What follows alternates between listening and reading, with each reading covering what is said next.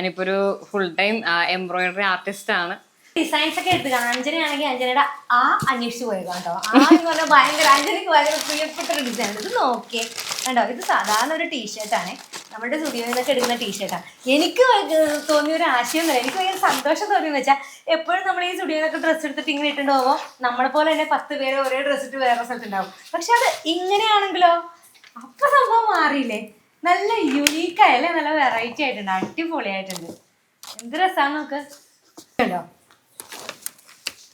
ഇതൊരു കസ്റ്റമൈസ്ഡ് ആണ് കേട്ടോ, ഒരു കസ്റ്റമറിന് വേണ്ടി ചെയ്തതാണ്.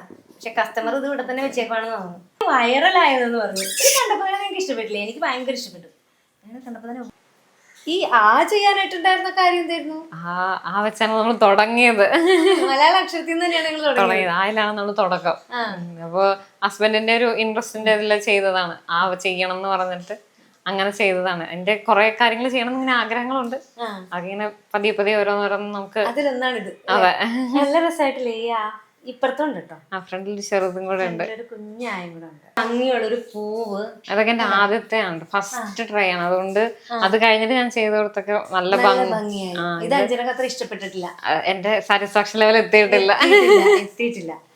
പിന്നെന്താ, ഇവിടെ നമുക്ക് ഇഷ്ടമാണ്. നിങ്ങൾക്ക് മറ്റുള്ളവർ എന്ത് പറയണോ ഡിസൈൻ തന്നെ അത് ചെയ്യും അല്ലേ? അത് ചെയ്യും. എന്താണ് നമ്മള് പറ്റുന്ന രീതിയിൽ ഉള്ള മോഡൽസ് നമ്മൾ അങ്ങോട്ട് അയച്ചു കൊടുക്കും, നമ്മൾ പിക്ചർ, എന്നിട്ട് അതുപോലെ ചെയ്തു കൊടുക്കും. ഇതിപ്പം ഒരു ഇംഗ്ലീഷ് സീരീസിലെ ഒരു ക്യാരക്ടറാണ്. അപ്പൊ പുള്ളിയുടെ ഫേമസ് ഡയലോഗാണ് താഴെ ഇങ്ങനെ, സേ മൈ നെയിം, അങ്ങനെ ചെയ്ത് വെച്ചേക്കുന്നതാണത്.